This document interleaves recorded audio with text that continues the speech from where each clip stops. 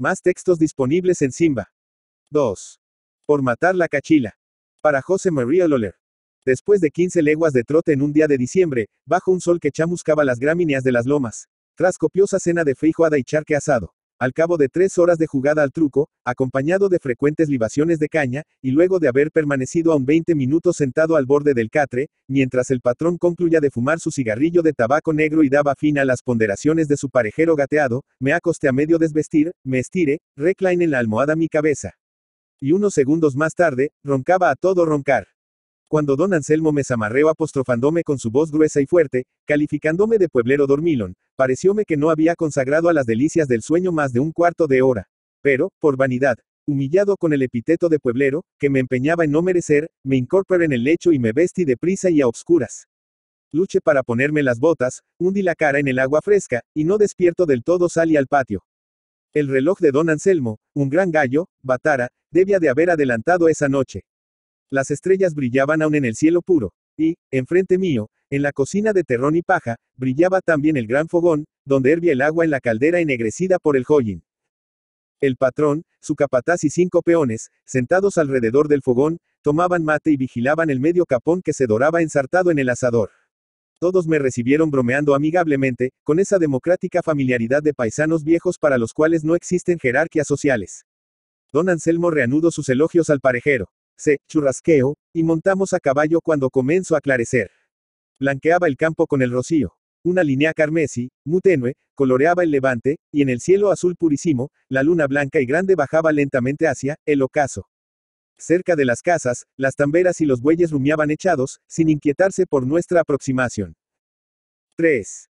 Contentándose con dirigirnos la mirada mansa de sus grandes ojos redondos. La majada, recién esquilada, dormía apeñuscada en el rodeo, y solo las perdices madrugadoras correteaban picoteando la hierba y silbando alegres.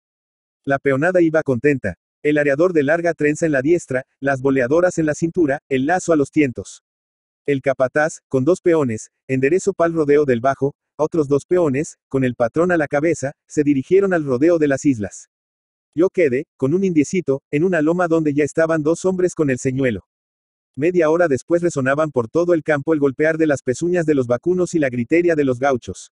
Poco a poco habían ido llegando los convidados, y cuando, a eso de las 7, el ganado estaba, en el rodeo, más de 20 personas lo circundaban.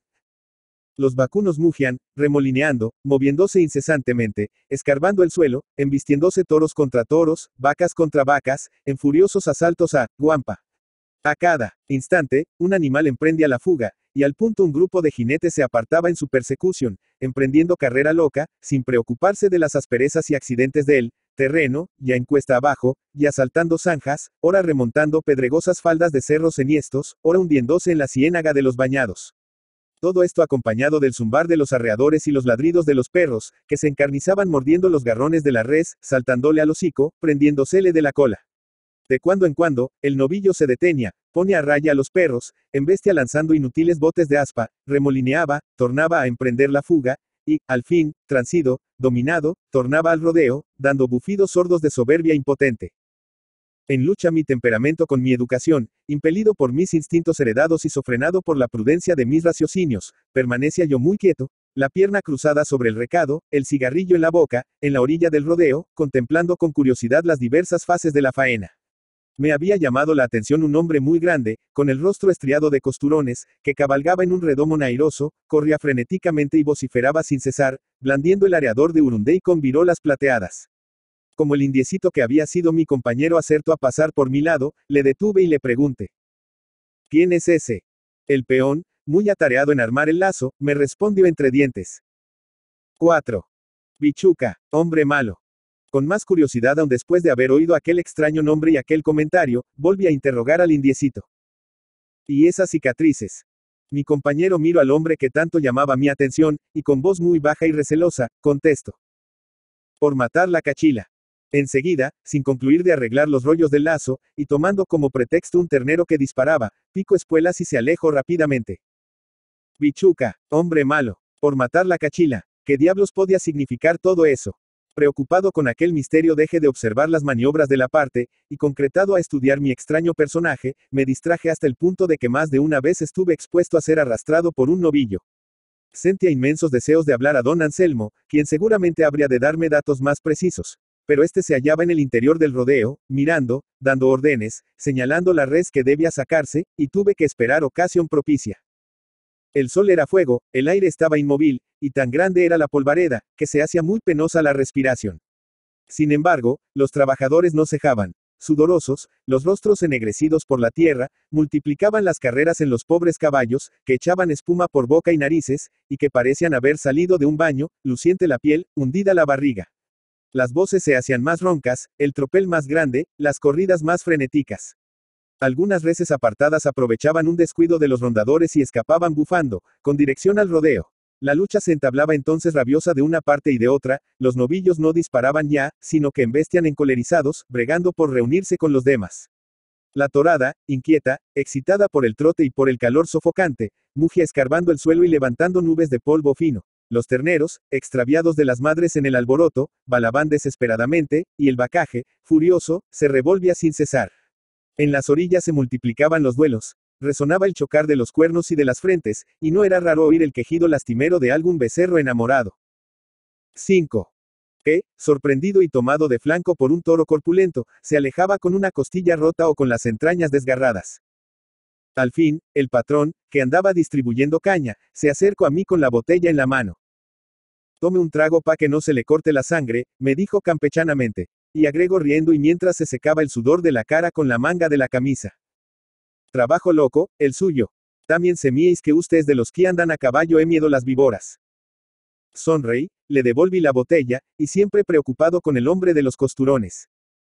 Aquel, dije señalándolo. Don Anselmo cesó de reír y contestó brevemente, bichuca. Ya, pero, ¿y esa cara así? El patrón hizo como el indiecito. Miro receloso, se me acercó y, bajando la voz. Por matar la cachila, dijo. Cuénteme, exclamé en el colmo de la curiosidad. Pero el estanciero empinó la botella, sorbió un gran trago de caña, se limpió los bigotes con el revés de su mano grande, negra y velluda, y contestó, siempre en voz baja. Pues, es hombre malo. Y sin agregar más, se alejó nuevamente. Misterioso personaje, al cual todos parecían demostrar temor. Recuerdos de qué drama serían aquellas espantosas cicatrices que le daban el aspecto de un monstruo. Disimuladamente me fui aproximando a él. Conversaba en esos momentos.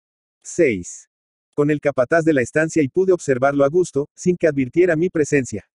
Era un coloso. Las pantorrillas parecían querer reventar la ancha caña de las botas amarillas. En la cintura, gruesa como un tronco de coronilla centenario, llevaba atado el poncho de verano. La camisa de percal, pegada a las carnes con el sudor, dibujaba la poderosa musculatura de la enorme caja torácica. Sobre un cuello semejante al morro de un toro viejo asentaba la cabeza grande, poblada de un bosque de cabellos revueltos, encrespados y de un color rubio rojizo. El rostro era de una de esas fealdades monstruosas que espantan y atraen al mismo tiempo. Largo y ancho, casi cuadrado, no tenía forma humana. En el sitio de la ceja derecha se alzaba un promontorio rojizo, sin un pelo. De la ceja izquierda quedaba un montoncito de cerdas rojas y erizadas. La nariz era un conjunto de lóbulos parduzcos. Las mejillas y la barba, una serie de cicatrices, elevaciones y depresiones, montículos y zanjas, unos lisos y lucientes, otros ásperos como piel de cerdo, aquí encarnados, allí blanquecinos, amarillentos en partes, terrosos en otras, y el todo salpicado de cortos y rígidos pelos rojos. Pero lo más horrible del conjunto era la boca. De un lado, los dos labios habían sido completamente deshechos, triturados, convertidos en una especie de picadillo. Del otro, el inferior pendía, grueso, disforme, vuelto hacia afuera como un pulpejo repugnante. Y el superior, tendido, arrastrado hacia abajo, dejaba al descubierto los caninos y hacia el efecto de una espantosa risa histérica. Luego, en aquella miserable fisonomía muerta, impotente para manifestar la más mínima impresión del alma, dos ojos inmensos y renegridos, milagrosamente escapados del desastre, brillaban con incalculable intensidad a la adentro, hundidos entre las carnes abultadas. La mirada era insolente, provocativa, feroz. El incendio que un rencor inagotable había encendido en aquel cuerpo de gigante brotaba en llamaradas por los ojos. Nervioso, inquieto, hablando a gritos, sacudiendo el areador, taloneando el caballo, el coloso me vio, notó que lo observaba, me fulminó con la vista e hizo ademán de arrojarse sobre mí. Tuve miedo. Cierta vez, andando a pie, solo en medio del campo, con la escopeta al hombro, me hallé de pronto frente a frente con un toro bravio que pasea entre unas chucas. El toro me miró, escarbo el suelo, bajo el testuz y arranco. Yo hinqué una rodilla en tierra, eché el arma a la cara e hice fuego. Fue un segundo, nada más que un segundo. Pero el horror de aquella escena no lo había experimentado ni en el campo de batalla ni en otros varios trances apurados en que he jugado mi vida. Pues bien, la mirada del hombre de los costurones me produjo el mismo efecto. Bajé la cabeza, castigué el caballo y me alejé apresuradamente. Entonces comprendí el aire receloso. 7. Del indiecito y del patrón, y entonces tuvo para mí verdadero significado la frase repetida de, es hombre malo. Es que aquello no era un hombre, sino una fiera, un animal monstruoso que intimidaba con su sola presencia, que infundía pavor con la mirada, en la cual había algo de extrahumano, un poder misterioso que amedrentaba a los más viriles. Concluida la faena, ya pasado mediodía, volvimos a la estancia, donde nos esperaban, dorados y sabrosos, los gordos asados. Yo comí poco, hablé menos, me retiré a mi cuarto para dormir, como todos, la apetecible siesta. Pero fueron inútiles todos mis esfuerzos por conciliar el sueño. La imagen de Bichuca me perseguía, me obcecaba, flotando siempre ante mi vista como el fantasma de una pesadilla. Cada vez que cerraba los ojos veía inclinada sobre mí la monstruosa cabeza y me parecía sentir el fuego de aquella mirada iracunda. Me bajé del catre, abrí sigilosamente la pequeña puerta, y salí al patio.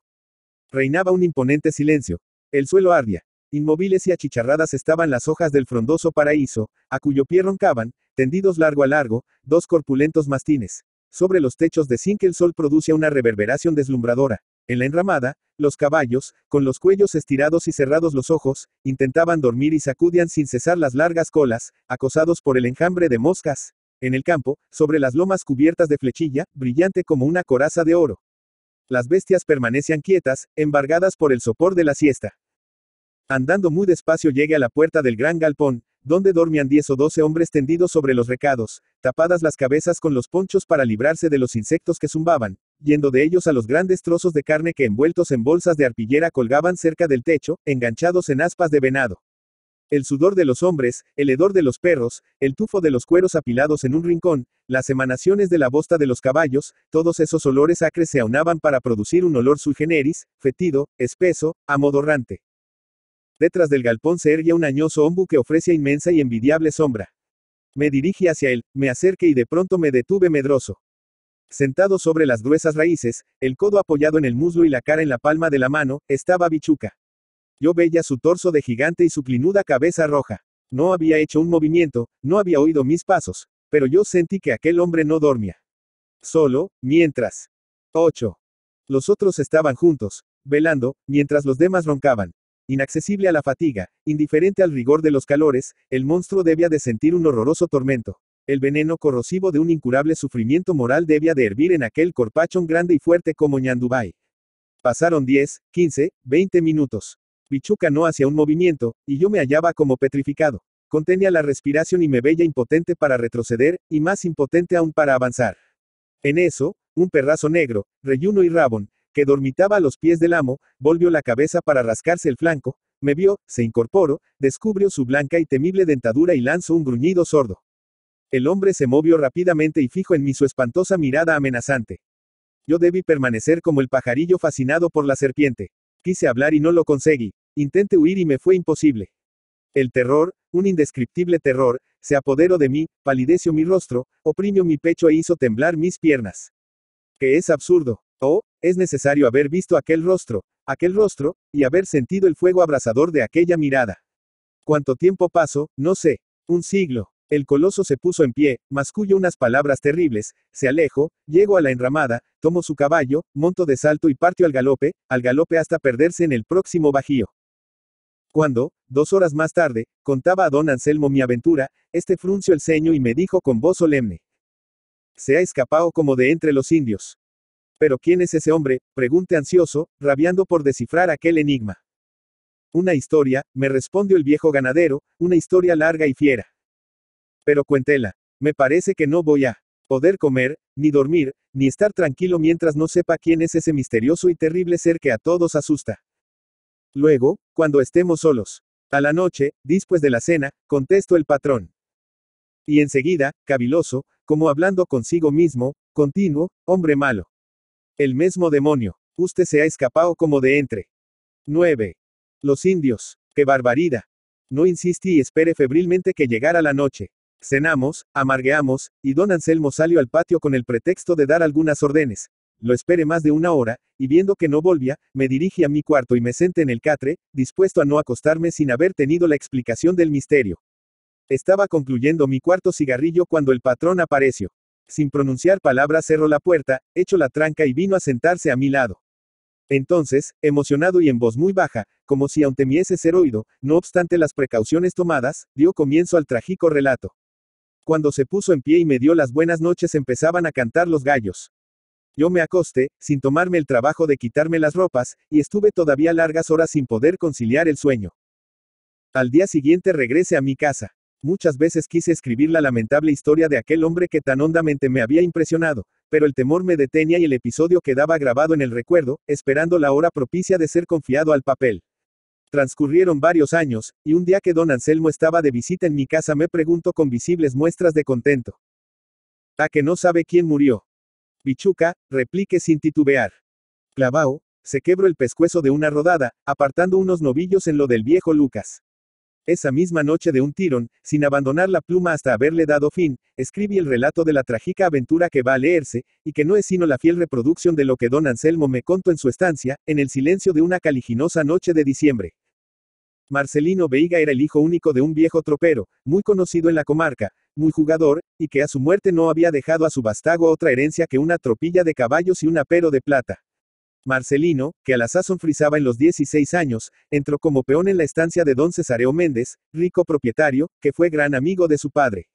Fuerte, activo, inteligente, el mozo estaba siempre dispuesto a las más penosas y difíciles tareas, y no tardó en granjearse las simpatias y el cariño del patrón.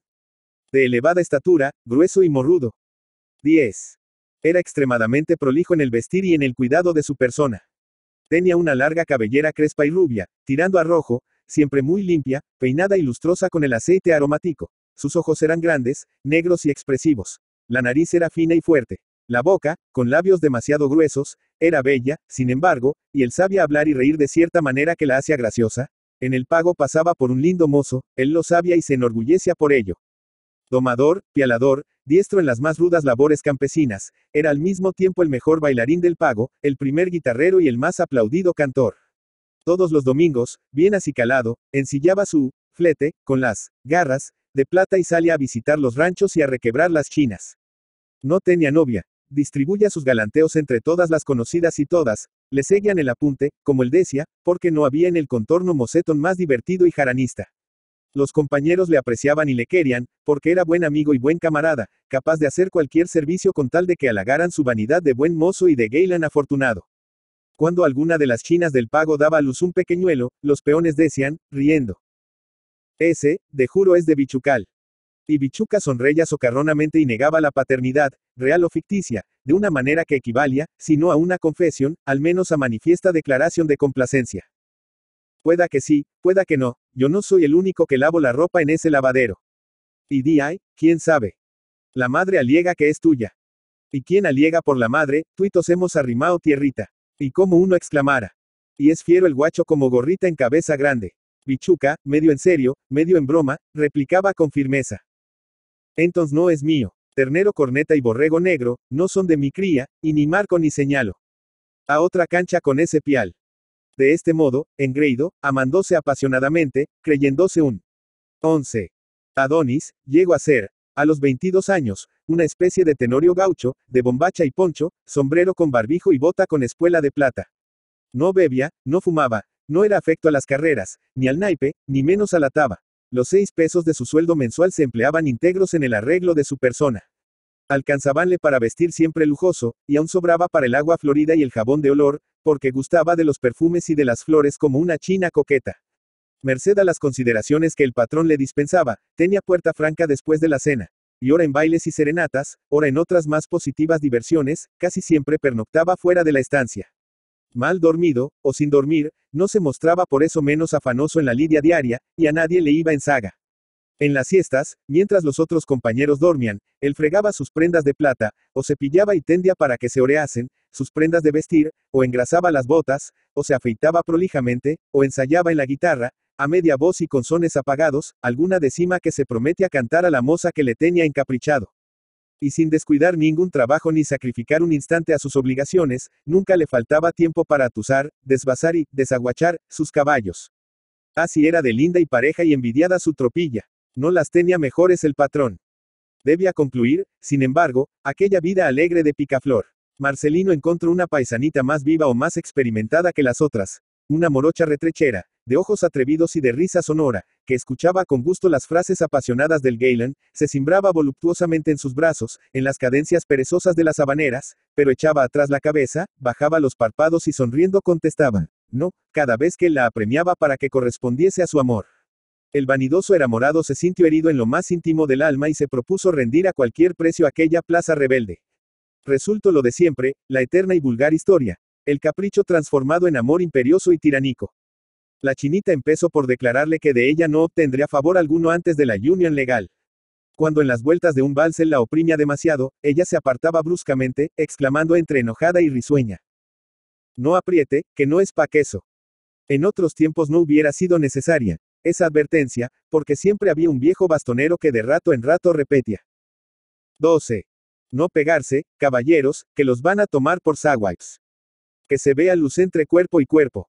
Durante un año, las relaciones siguieron de este modo. Él cada vez más caldeado, más exigente, brutal en sus manifestaciones de macho fuerte y dominador. Ella siempre sonriente, desafiando sus iras, burlándose de sus amenazas, e inventando cada día una nueva coquetería, que resultaba una nueva rama echada a la hoguera. En la primavera, cuando todo se estremece en ansias de fecundación, en que la tierra, pronto llena, ríe satisfecha, como la buena paisana que ostenta con orgullo el vientre inflado. En esa estación en que parece que la vida renace y se desborda en brotes múltiples. En esa época en que se diría que la vida sobra en cada ser, en los animales y en los vegetales, y que una fuerza interna, impele a la reproducción, al empleo útil del exceso vital, Marcelino tuvo que doblegar su orgullo. Fue un día a visitar a la China, firmemente resuelto a concluir aquella larga, fastidiosa y torturante disputa. Estaba serio, hablaba poco, tomaba el mate de manos de Martina sin apretarle los dedos o peliscarla, como era su costumbre, y sin dirigirle casi la palabra. Un chicuelo entró en la salita, diciendo a la madre que la llamaban para que viera si ya estaba cocido el pan. Los jóvenes quedaron solos, y Marcelino, con voz extraña, en que se advertía el dolor de una concesión hecha a disgusto, empezó. Martina, vamos a hablar serio. Ella sonrió. Con su perspicacia criolla comprendió que el mozo había llegado a donde ella quería traerle, que se doblaba, que se rendía, y dijo haciendo una mueca. Jesús, vamos a hablar de difuntos. Él, muy serio, enojado por la broma, continuó diciendo. Cosas serias. Yo la quiero, usted lo sabe y usted parece dudar siempre de mí, creyendo que trato de engañarla, de burlarme de usted. Ella lo interrumpió. 13. Que usted me quiere. Bueno, pero usted sabe si yo lo quiero. Le he dicho alguna vez que lo quiero. No sea mala. Mala. ¿Por qué? Amigos sernos, pero amiguitos no más. Mujeres sobran. Usted puede ir a elegir pa' sus porquerías. Hay tantas, y tan sinvergüenzas. Maupassant ha dicho, que est vete, les femes, une fois elles ont l'amour en tete, elles ne comprennent plus rien. La frase es linda, la verdad falta. Aplicada a los hombres, tendría valor. Las mujeres no pierden jamás la cabeza, y menos en materia de amor. Le petit sens pratique no las abandonan ni aun en los momentos de verdadera expansio pasional. El aforismo de Bartrina. La mujer no ama, se ama, aparece de un egoísmo brutal que nuestra galantería rechaza. Pero la sociología, la fisiología y la psicología científica prueban que hay mucho de cierto en la grosera expresión del poeta enfermo. El enamorado gauchito, que se sabía de memoria 20 declaraciones, quedóse turbado y sin hallar respuesta. Al fin, venciendo resistencias. Yo la quiero pa' casamiento, dijo, poniéndose escarlata. Martina rió ruidosamente, echó atrás la cabeza dejando ver el cuello bien torneado, y contestó con ironía. Sí, el terutero grita lejos del nido, pero a mí no logra engañarme. Hablo serio. Y a mí lo serio me da risa. Entonces no me quiere. Yo no dije que no. Una cosa ha de ser. O la otra. Es fuerza. El tigre tiene pelos blancos y pelos colorados, y no es blanco ni colorado, sino overo. 14. Overo me estás poniendo. Igual y largue, mozo. ¿Y por qué decís? Porque me parece que no semos hermanos pa' que me trate de tú. Jamás el presumido gauchito habíase visto en trance semejante. Más desdeñado se veía, más se afanaba en la conquista y menos lograba recobrar su aplomo. De orgulloso, tornábase en humilde y mendigaba, desconcertado con las bromas de la avispada chinita. Mire, yo soy muy derecho. Ya sé, usted es como el anzuelo, y lo derecho del anzuelo es torcido. Porque no me dice que soy como Guampa Carnero. Porque como en Tuavia es soltero. No se ría, Martina, que yo la quiero de endeveras y estoy pronto a probárselo. Ella se puso seria y contestó sin reír. A probármelo. ¿Y cómo? Haciendo lo que usted me mande. Güeño. Yo tengo simpatias por usted. Ah, yo bien sabía que vos me querías, exclamó contento Veiga. Pero la moza, siempre seria, contuvo su entusiasmo. No atropelle, mozo, no atropelle, que la tranquera está cerrada, dijo. Yo tengo simpatias por usted. Pero para atenderlo es preciso que me prometa y cumpla lo que le voy a decir. Si no, nada. Coma signo de apertura de interrogación signo de cierre de interrogación. Primeramente, usted va a dejar de visitar a las mozas del pago. 15. Segundamente, no va a ir a ningún baile. Acetao. Y si yo sé, y yo voy a saber, que ha cumplido lo que le digo, le permito que de aquí 2 meses venga a visitarme, y después que hable con mamá. Ya puede ir hablando al juez y averiguando cuando viene el cura. Marcelino quedó perplejo. ¿Cómo? Dijo. Y en 2 meses no podré venir a verla. No. Ni visitar a Naides. A Naides. El hombre que a mí me quiera me ha de querer a mí sola y me lo ha de probar antes de ser mi marido. Y después de estas orgullosas palabras le tendió la mano. Aceta. Aceto, contestó el mozo oprimiendo con fuerza la pequeña mano morena y gorda. Dura condición la que le habían impuesto. No visitar, no ir a los bailes, no mostrarse, imponiendo sus ventajas de buen mozo, una locura. Camino de la estancia iba pensando en ello y encontraba absurdo su compromiso, pero como nunca creyó que un hombre estuviese obligado a cumplir lo prometido a una mujer, se consoló diciéndose que no había hecho otra cosa que perder un domingo. Y había tantos en el año. Sin embargo, durante toda la semana anduvo pensativo y todas las noches durmió en su catre, en el cuarto de los peones. Un sábado debía efectuarse un baile en casa de un puestero de la estancia, y aunque lo habían invitado y había prometido asistir, al llegar la tarde pretextó una indisposición y se acostó a dormir. Y así sucedió varias veces más. Encontraba ridículo su sometimiento, pero no se atrevía a desobedecer, prometiéndose tomar el desquite cuando la altiva chinita se hubiese rendido. Su retraimiento se comentaba en el pago, y los compañeros, excitada su curiosidad, hacían vanos esfuerzos por descubrir la causa. 16. Vanos esfuerzos, porque él no había de decirlo, y Martina era bastante perspicaz para comprender que una jactancia suya podía echarlo todo a perder, despertando el inmenso orgullo y el excesivo amor propio del gauchito. Si Marcelino sufría con verse privado de su independencia, movíale a soportarlo el deseo de una victoria que coronaría dignamente su carrera de galanteador afortunado. Pero andaba triste, taciturno, desasosegado, como hombre que se priva de un vicio contumaz. En las tardes, después de concluido el trabajo, se aislaba para cantar a media voz, con acompañamiento de guitarra, decimas melancólicas y estilos quejumbrosos. Los domingos los pasaba generalmente en el Tala, un arroyito que corre a pocas cuadras de la estancia, y donde, con el pretexto de pescar, permanecía casi todo el día meditando y soñando. De este modo y con ese género de vida se deslizaron 6 semanas, hasta que una tarde, vagando por el arroyo, Marcelino se encontró con Ana Soult en el lavadero. Era esta una mocetona de 23 años, alta y fornida como un granadero de la Guardia Napoleónica. Hija de un labrador suizo, muerto de un accidente cuando ella solo contaba meses, había crecido miserablemente, pues el trabajo de su laboriosa madre proveía con dificultades al sustento de los 6 rapaces que llenaban la choza. Con el andar del tiempo la caterva se fue dispersando. A ella la recogieron en la estancia, donde desempeñó funciones de mucama, hasta que su edad le permitió ascender a la categoría de peona. Con sus cabellos rubios, con su cutis blanco y rubicundo, con sus ojos azules y su boca grande y graciosa, no era fea, pero su cuerpo hombruno, sus espaldas anchas, su amplia cintura, los gruesos pies y las lucientes manazas, parecían quitarle los atributos de su sexo, y si bien todos los peones, y Marcelino entre ellos, la hostilizaban de continuo con bromas groseras, ninguno había pensado en poseerla. Ella, por su parte, no daba ninguna importancia a las palabrotas de los camaradas, y respondía con otras no menos crudas, riendo de buena gana. Era de un carácter alegre y despreocupado, no sentía necesidad de amar y se contentaba con la amistad, muy sincera, que todos le profesaban. Esa tarde estaba en cuclillas al borde del arroyo, con la falda recogida, las mangas de la bata levantadas y desprendidos varios botones, que dejaban ver un cuello blanco y fuerte, humedecido por el sudor. Al ver a Marcelino volvió la cabeza, y sin dejar de refregar la ropa lo interpeló alegremente. 17. Hola, buen mozo. ¿Qué andas haciendo por la orilla el agua, como copincha que toma el sol?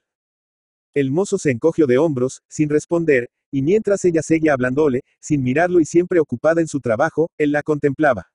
Aquel montón de carne blanca, las gruesas caderas que se dibujaban con audacia, un trozo de pantorrilla que se mostraba oprimida en la media blanca, el torso morrudo, la nuca sudorosa, el olor de mujer comenzaron a trastornar la cabeza al enamorado gauchito. Quiso bromear. Abájate la pollera, chancha, que te se ven las piernas, la dijo. Pero ella, que estaba habituada a tales dicharachos, contestó sin inmutarse. Y di ay, son mías y las puedo mostrar. Marcelino se acercó y pellizcó audazmente la rolliza pantorrilla. Entonces la moza, volviéndose rápida, le dio un revés en la mano atrevida. No te propases, exclamó fingiendo enojarse, ya sabes que de palabra todo está güeño, pero no me gusta que me toquen, porque no soy guitarra. A poco, riendo con su alegre y sonora risa infantil, prosiguió, te han echado de las casas, y andas ahora buscando por el monte. El mozo se había puesto serio y tenía el rostro encendido. Se acercó e intentó besarla. No seas boba, dijo, porque no me quieres. Ana se puso de pie y mirándolo con ojos de asombro. Avisa, exclamó lanzando una carcajada, creyendo que solo se trataba de las bromas de costumbre. Sin embargo, no tardó en convencerse de que no era así y de que su camarada ardía en deseos que ni él ni ningún otro le habían manifestado jamás. Al principio tornóse seria, pero enseguida volvió a reír con más gana, divertida con la ocurrencia de Marcelino, que encontraba grotesca. Su ancho rostro rojizo, de expresión 18. Infantil, honesto y candido, sereno y plácido, río con los labios, con los ojos y con las mejillas. Río con la buena risa fresca y sana de la gente del pueblo ante una farsa graciosa. En su alma niña no cabía la pasión amorosa, y en su cuerpo de marimacho, castigado por ruda y larga faena, el instinto del sexo había desaparecido. No obstante la libertad del lenguaje que empleaba, poseía una castidad animal, que mantenía sin violencias, no habiendo soñado en hora alguna que pudiese ser codiciada, y no habiendo tampoco sentido nunca los enardecimientos de la carne. Más como Marcelino, loco de deseo, convertido en bestia imperiosa, manifestara su intento de obtenerlo todo a todo trance, por buenas o por malas, y se hiciera cada vez más provocativo, llegando a exclamar furioso. No te resistas, que ha de ser por la razón o la fuerza, como las onzas chilenas. Ella se preparó a la lucha, desdeñando a su adversario y diciéndole en son de burla. Bueno, vamos a luchar, y si me volteas, me matas la cachila. No había concluido la frase cuando el mozo se abalanzó sobre ella, la cogió por la cintura y comenzó a forcejear para tumbarla. Tomada de sorpresa, ella tambaleó hasta que, logrando afirmar en la arena sus gruesos pies, encorvó el torso, contrajo los brazos y arrojó contra el suelo al atrevido mocetón. Este se levantó ciego de ira y tornó a abrazarla, y otra vez cayó de espaldas al suelo. Pero esta vez había arrastrado a Ana en la caída, y mientras la moza le tenía oprimido, riendo siempre, él sentía bullir su sangre con el contacto de aquella sangre y con el olor acre del sudor. Tan pronto como le fue posible levantarse volvió a embestirla con nuevos bríos, recibiendo un porrazo por cada atropellada, hasta que hubo de declararse vencido. Montó a caballo y salió al trote, perseguido por las risas y las bromas de la peona. En toda la mañana del día siguiente no vio a la alegre y forzuda muchacha. Su ardor se había calmado, y no hubiese pensado más en ella sin las burlas de que fue objeto durante el almuerzo. Siempre alegre, siempre bonachona, sin asomo de resentimiento, Ana había contado a los peones la escena de la víspera, terminándola con estas palabras. 19. Y fue al ñudo, yo lo asonce a golpes y no me pudo matar la cachila. La indiscreción enfureció a Marcelino, quien juró que jamás se le había ocurrido codiciar aquella vaca suiza, pero que para que no fuese alabanciosa, y como, gracias a Dios, tenía buen estómago, le habría de matar la cachila. Y el dicho quedó aceptado como una apuesta. Pasaron los días. La peonada llegó a olvidar el incidente, pero Marcelino, empeñado en poner de manifiesto sus recursos en materia de amor y ansioso de vengarse de la mocetona, preparaba el terreno para lograr sus fines. Había vuelto a ser con ella el mismo camarada de antes, sin repetir sus insinuaciones y riendo cuando ella le recordaba los porrazos recibidos, por Zafao, en el lavadero del Tala. Ella misma llegó a olvidarse de la cosa, aceptando el hecho como una locura o como una broma del tenorio gaucho, y, movida por su natural bondadoso, siguió siendo con él, como con todos los peones, la complaciente y franca camarada, sin guardarle ningún rencor, sin abrigar ninguna desconfianza. Después de más de un mes de sequía comenzó a llover copiosamente, y como el patrón tenía la vieja costumbre criolla de comer tortas fritas cada vez que llovía, Ana dispuso la sartén y empezó a trabajar la masa. Era un domingo y los peones habían salido temprano para ir a mudarse. En la cocina estaban solos la moza y Marcelino, que tomaba mate. Aquella siempre locua y jaranista, este serio y preocupado. La cocina se llovia por todos lados, el agua cae en la sartén, y Ana, impaciente, exclamó, me voy pa' mi cuarto a freír las tortas allí. Llevo la masa y la sartén, y después vino a sacar los gruesos tizones del fogón hecho en el suelo. Avise si me hube a dejar sin juego, profirió el mozo. Como hace tanto frío, contestó ella. No es pu el frío, pero a mí no me gusta el mate con agua tibia. Y di ay, venga pa' mi cuarto y se vara pa' los dos. Él no se hizo de rogar. En la pequeña pieza de muros de terrón y techo de 20 paja se preparó el fogón, se pusieron las trevedes, la sartén encima, la caldera, al lado, y continuó la charla y el mate. Marcelino cebaba. Ana, inclinada, iba echando las tortas y las daba vuelta con un gran tenedor de estaño. En un ángulo de la habitación había un lecho de madera, de los denominados marquesas. Al pie, sobre un cajón que hacía las veces de baúl, había varias huascas, que servían a la moza para manear las vacas cuando iba a ordeñar. Su conversación proseguía amigable y alegre. En el momento en que ella le dio la espalda y se agachó para soplar el fuego, Marcelino cogió una de las huascas, la pasó rápidamente por las piernas de la moza, que perdió el equilibrio y dio en tierra. Antes de que pudiera defenderse tenía los pies ligados. Ella no rió, comprendiendo el peligro. Se puso pálida e intentó levantarse, defenderse con los brazos, pero el gauchito, después de una larga lucha, logró sujetárselos por detrás de la espalda con otra manía. Como ella, viéndose perdida, intentara gritar, la amordazó con el pañuelo que llevaba al cuello. Con grandes esfuerzos, porque la pobre muchacha se resiste aún desesperadamente, el bandido logró subirla a la cama. Contento, extremadamente satisfecho de su hazaña, el gauchito desató a su víctima, le quitó el pañuelo de la boca, y, mientras se lo anudaba nuevamente al cuello, exclamó con acento de triunfo. No te dije que te iba a matar la cachila. Ella se había arrojado del lecho y estaba en medio de la pieza, inmóvil, muy pálida, los ojos muy abiertos, los labios contraídos dolorosamente, el estupor pintado en el rostro, amonadada por aquella violencia, desprovista de ideas y de voluntad. Pero de pronto la sangre afluyó a sus mejillas como una llamarada, un grito sordo se escapó de su garganta, y, cogiendo con prontitud la sartén colocada sobre las trevedes, arrojó la grasa hirviendo al rostro del forzador. Este lanzó un rugido y retrocedió hasta el muro, llevándose las manos a la cara. Toma por matar la cachila, exclamó Ana, furiosa. Tras un par de meses de horribles sufrimientos, Marcelino Veiga logró ver cicatrizadas sus múltiples heridas. Lo primero que hizo, el día que pudo. 21. Levantarse, fue mirarse en un espejo.